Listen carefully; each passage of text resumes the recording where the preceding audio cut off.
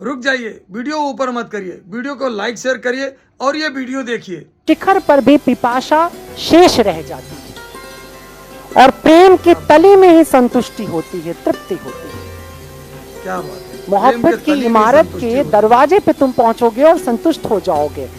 गालिब लिखता है, दायम पड़ा हुआ तेरे दर पर नहीं हूं मैं, खाक ऐसी जिंदगी पे कि पत्थर नहीं हूं मैं।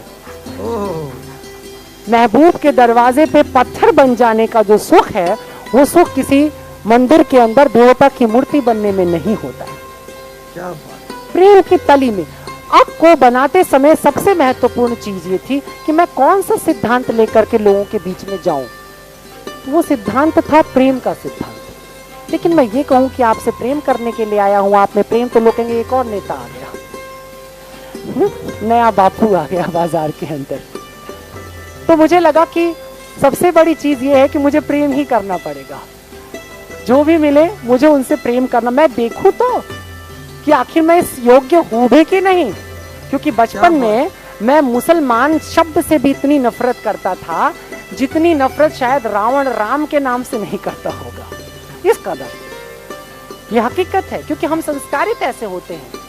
हमारा परिवार, हमारा जो संसार है, हमें इस तरह संस्कारित करता है। मुसलमान मेरे पापा से मिलने के लिए घर पे आए और जब उठ के ड्राइंग रूम से जाता था तो मैं चादर नौकर से हटवा देता कि इसे धोबी को दे दो, साफ करवा दो। मैं पिताजी का छुआ खाना नहीं खाता था, क्योंकि मुसलमानों के साथ वो खाना खाने लगे थे। मेरा बस चलता और मेरा घर होता तो मैं निकाल भी देता शायद बचपन में घर से बाहर। मैं प्राय मम्मी से कहता था, भाई ये क्यों है घर के अंदर, इनके अंदर तो कोई पांडित्य का लोच ही नहीं बचा। लेकिन जब मैं मुसलमानों के संपर्क में गया, जब मैंने कुरान पढ़ी, जब मैंने लोगों के साथ रिश्ते बनाए, तो आज मेरे माँ बाप कहते हैं कि सारा दिन मुसलमानों घर में क्यों पड़ा रहता है।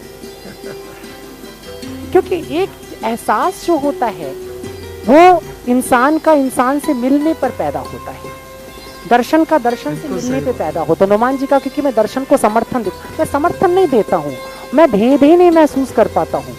मुझे लगता है कि नोमान जी ने जो अभी अभी कहा वो तो मेरे दिल की बात थी जो कह दी।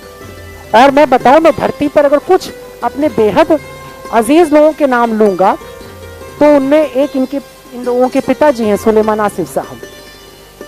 मैं यकीनन मैं उन्हें बेइंतहा प्रेम करता हूं। ज्ञान, दर्शन, फलसफा कहाँ है उससे मेरा लेना देना ज्यादा नहीं, क्योंकि मैंने उस व्यक्ति की खासियत देखी कि वो किसी की भी अच्छाई पे पूरा खुश हो जाता है। मैंने आपने कोई अच्छा काम कर दिया तो उसका रोम रोम सिहर जाता है। मैंने पहली बार कोई बात बताई और वो बिल्कुल